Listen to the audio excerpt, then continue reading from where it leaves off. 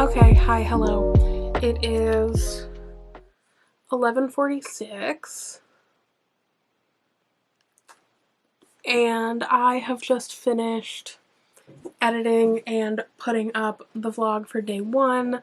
I've done a lot of cleaning this morning. I had a pretty late start to the morning, so not ideal, but fine. Nothing wrong with it. So I have a little bit more cleaning to go and finish up. It is a hardcore snow day.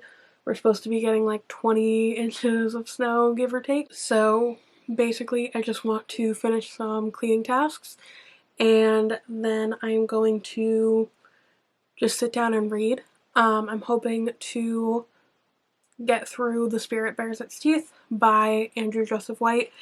And I have started Making Love with the Land by Joshua Whitehead. That is what I will be listening to as I am cleaning, getting some tasks done, and then when it's time for me to sit down, then I will sit down with my physical read and just kind of try to spend the day tackling that. So let's keep going with some cleaning tasks and just do my thing.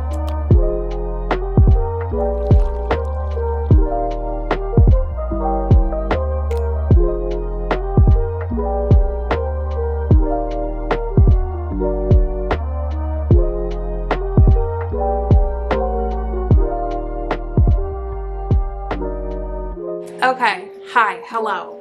So, we're combining day 2 and 3 of the Transfer Readathon into one vlog because I got nothing done yesterday because I felt super sick all day. So, I'm feeling much better today. Right now, it is 8:59. Whoa. You can kind of see that. There we go. 8:59 in the morning. I am going to make my coffee, which we can do together, and then we can pull our tarot cards for the day, do our daily journaling, and then we can get started on some reading. So that's where we're at for today. Let's start with coffee.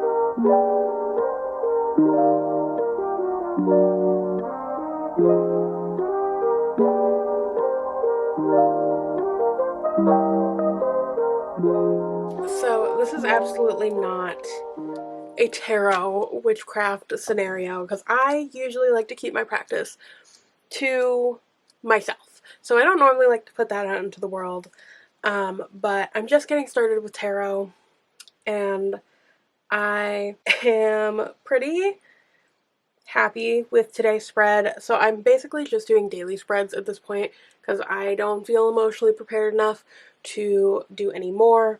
And I got the 10 of Pentacles, I got the Page of Cups, and then I got the Queen of Pentacles. So it's just like a little daily spread of how I feel like how the world feels like today is going to go. And I think that all of that, based on my little book, really kind of shows me that today is going to be focused on like self-expression and work and feeling myself and like taking care of my home and the people within it.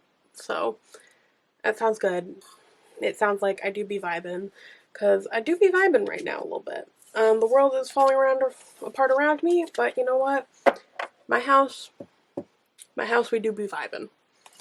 And that's all I can really ask for at this point with everything going on around us. If you are interested in this tarot or the art in it, is the Queer Tarot, an Inclusive Deck and Guidebook by Ashley Molesso and Chess Needham.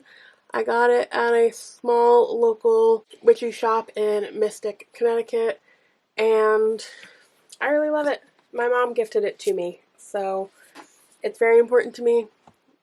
Yes, I'm terrible at shuffling. I'm sorry you had to lay witness to that. I might cut that out a little bit because it's embarrassing. So, let's do my daily pages, and then we can kind of get going with the day.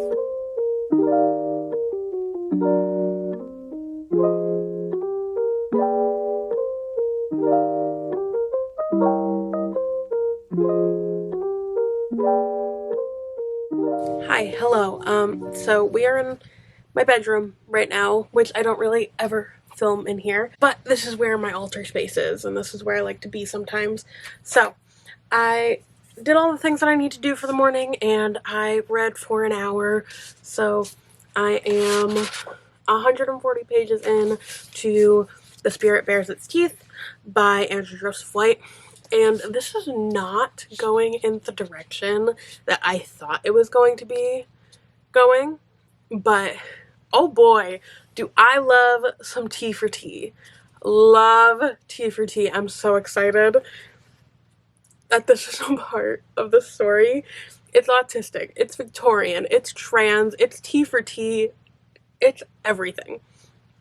So we are following Silas, who he tried to disguise himself to get in and to get his medium's mark burned into his hand, to try and escape his role as a purple-eyed woman in society, because he knew that his parents were just trying to marry him off so he could have babies. So he was like, bet, I'm gonna get out, I'm gonna do it this way. Didn't work out. He got caught because he was not brutal enough to execute a woman, and he got sent off by his soon-to-be father-in-law to this school because they decided that he has veil sickness from being a perceived woman in society who had practiced hauntings or whatever you want to call them and was dressed as a man.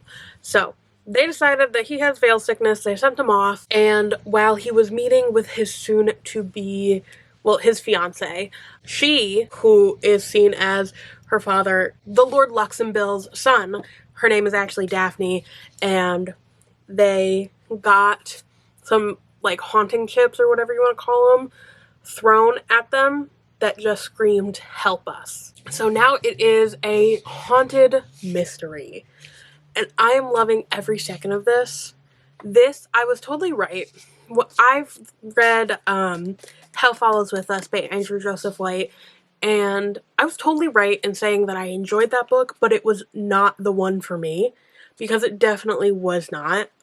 It was actually the one for my partner. I had her read it, and she really loved it, because that was way more her vibe. This one is much more my vibe, and I am loving every second of it. I'm already predicting this to be a 5-star. So this is fantastic. I am really hoping to finish it today. It's just under 400 pages. So I've still got like 250 or so pages to go, but that's okay. So I'm gonna go make some lunch, and then I'm going to do some more reading, I guess. I will talk to y'all after I continue on with what I'm doing. So we got 27 inches of snow last night. It sucked. My landlord just plowed us out for the most part. But I drive a Toyota Corolla, and if you have one, you know that they don't handle snow at all. So I just shoveled out the front of my car to hopefully be able to pull it out and scooch it into my partner's parking spot, because she has an all-wheel drive car. So, popped out my thumb, fucked up my shoulder. My back's not fucked up yet, though, so let's see if I succeed. So my neighbor had to come and help me push my car. It worked out, but I definitely popped something in my shoulder, and I popped my thumb out of place a little bit. So I'm just gonna go lay down with the heating pad and read back in the bedroom, because that sounds perfect right about now. Let's go see the cat real quick before I let you go.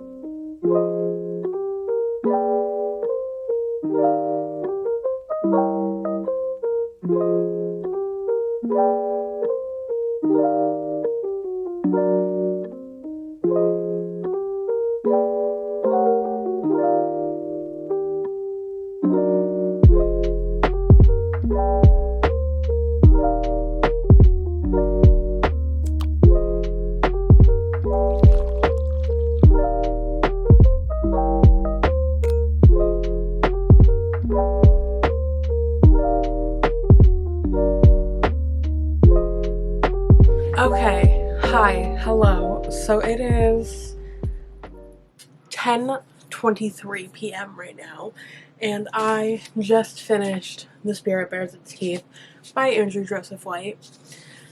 Let me just start out by saying 5 stars. 5 stars, 5 stars, 5 stars. If I could give it more than 5 stars, I would give it more than 5 stars. 5. This was so incredibly messed up in every capacity. I don't even know how I read it. But I hit like page 180, and I was like, I can't stop.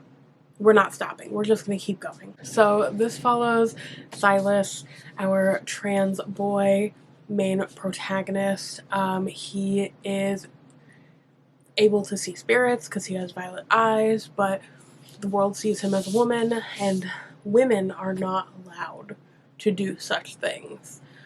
So he tries to pass as a boy societally, try to get this mark that would get him a bunch of places. He gets caught because he's autistic and he has a righteous sense of right and wrong, and he's just like, I cannot do what they're asking me to do, and it fucks everything up for him. He gets sent away to a disciplinary school instead of going to the asylum or being hanged for his crimes, and from there some horrible things happen.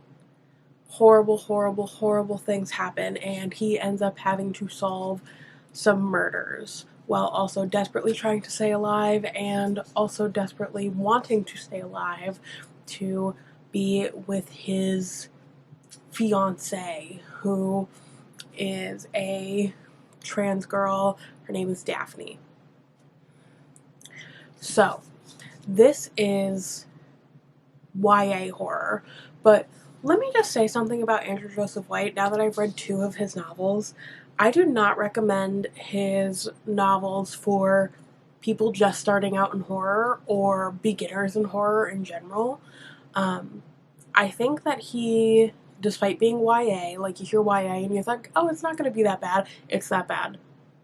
It's that bad. This is not for the weak of heart. I definitely cried. I definitely cried a lot out of fear and sadness and joy, all 3.